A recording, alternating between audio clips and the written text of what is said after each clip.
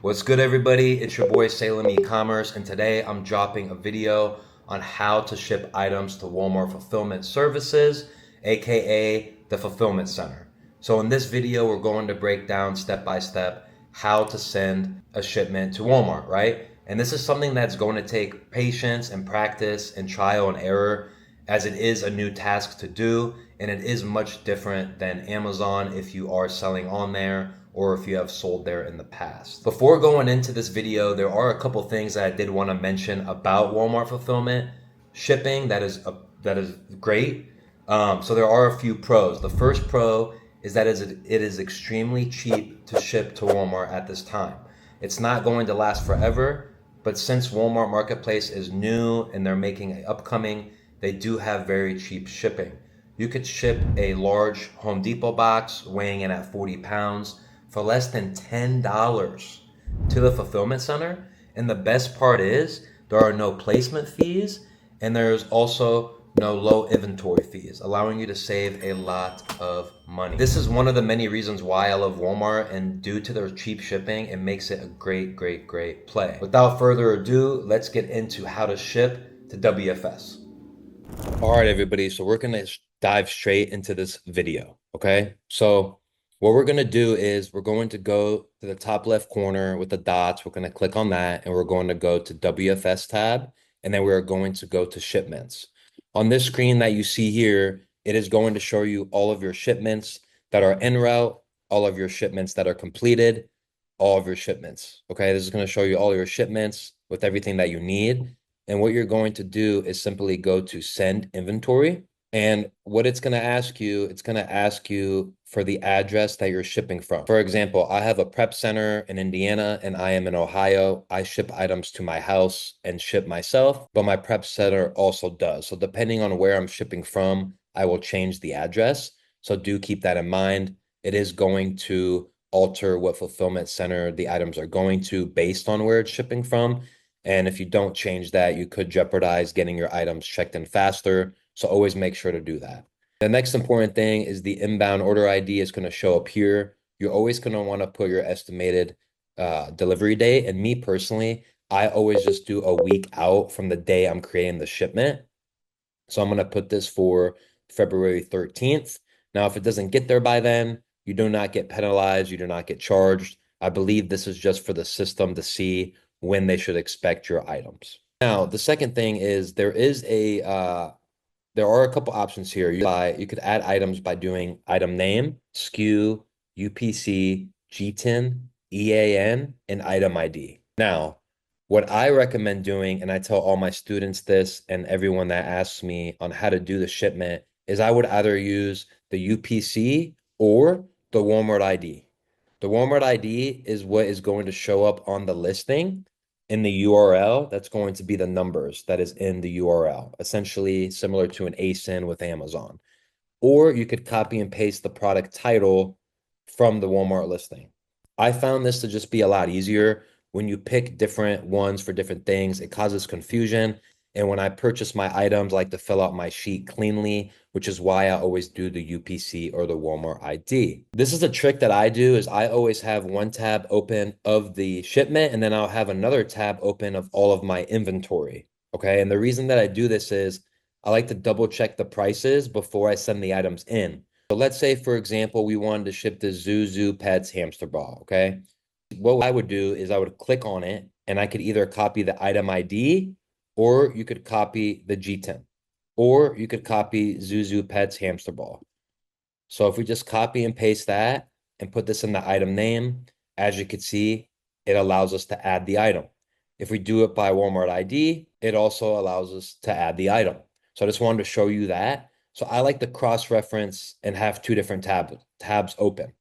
So if I wanted to add this item, I would do it by the Walmart ID and I would click add to order. Now, what's going to show up is the total amount of units. So let's say I wanted to send in 50 of these, okay?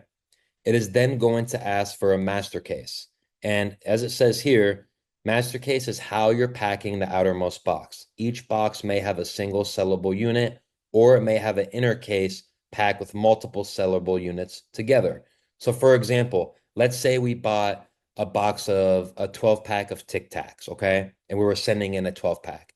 If that box was sealed up with the 12 Tic Tacs, we would consider that one case pack with 12 units in it, right? For this example, the Zuzu Pets hamster ball, I purchased this item from Target over a year ago, and these all came individual to my apartment. So I would ship this in as a individual case pack setup, okay?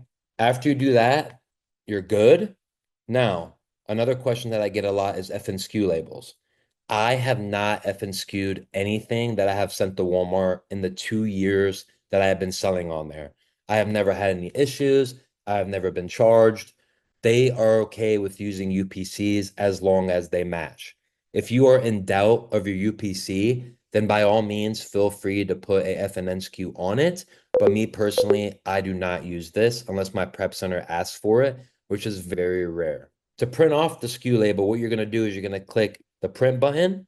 And I personally go to 2x1 because I use 2x1 SKU labels. Some people like to do it on a US letter, which is an 8.5x11. If you have Avery sheets or sticker sheets. So it's whatever works for you. You're going to click on print and it is then going to populate. Now, as you can see, there's only one FNN SKU label when I put down 50 units. And that is because you're going to print off the same FNN SKU label 50 times to then put on the units. With Amazon, if you sell on there, you are aware that you have 50 individual ones to print. But on this one, you're going to put the print quantity to 50. So just keep that in mind. It's a little different, right? Now, if we want to add other items to the shipment, we're going to add one more just for the sake of the video. So if we wanted to send in the Zero automatic dishwater tablets, I am then also going to copy the item ID again as well. Now, if this was in the same box, I'd be putting this in the same shipment. So say, for example, I could fit 25 zeros and I could fit 50 hamster balls in a box, then we're going to go ahead and do that. And we are then going to click create. You're going to then create the inbound order, and it's then going to take you to the next screen. Now, keep in mind, Walmart is very laggy and very clunky, as you could see, and it's just something that you have to be patient with. All right, so here we're then going to go to set up the shipment. It's then going to load again. As I said, very slow. Going to click on next. Now, it's going to ask you the freight type. Are we doing this small parcel, which is essentially buying boxes or getting boxes that you have and filling them up yourself? Or is this going to be a LTL less than truckload? LTL less than truckload is when you are ordering items on pallets, or if you're shipping 2, 3 pallets and it doesn't fit up a whole truckload. That is what LTL is. And I'll have to make a separate video for that. But most of the time, you're going to want to use small parcel. So let's say that our box dimensions are 24 by 16 by 19, and our box weighs a total of 43 pounds. We're then going to put the number of master cases to 1 because all 85 units are fitting in this shipment. The last question on here is going to be single SKU or mixed SKU. So if we were just shipping out the hamster balls, this would be a single SKU. Since we have more than one SKU in the shipment, this is then going to make that a mixed SKU. Now, once you select that, you are then going to calculate price. When you calculate the price, it's then going to tell you what the price is.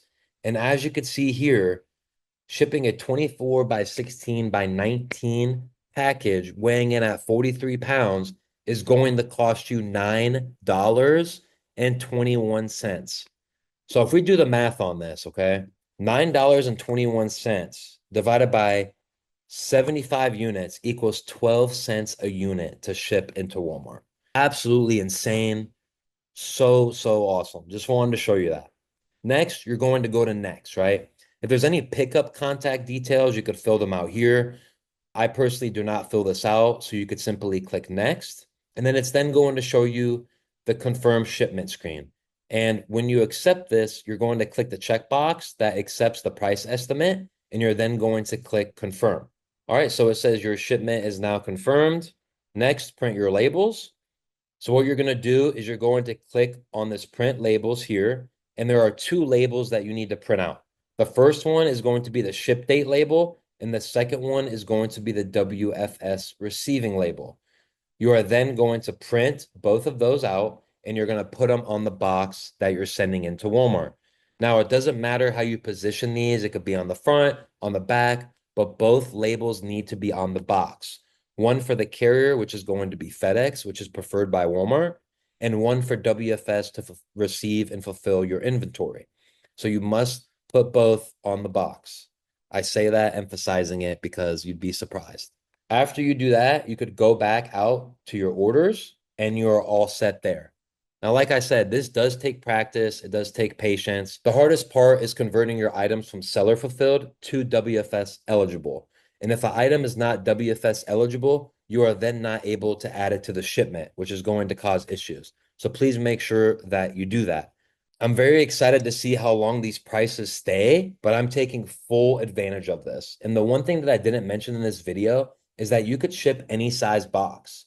So if you get a big box from Amazon or any other retailer, with Amazon, you're only allowed to send in certain dimensions, but with Walmart, you could pretty much send in whatever dimension. So definitely utilize that. I always try my best to fill every single box that I ship out, whether big or small, just to take advantage of this cheap shipping. If you have any questions about this, please let me know below. But this is an entry-level video on how to send in your first shipment to WFS. And if you haven't already, please like, comment, and subscribe to this channel. I'm here to bring value in 2025 when it comes to e-commerce and Walmart specifically. So if you have any questions about the Walmart marketplace, or if there are any recommendations on videos that you would like to see, please drop them below and I will cook them up for you as fast as I can. The best thing about e-commerce is that everybody gets to eat and there is enough pie to go around for everybody, which is why I'm providing this content.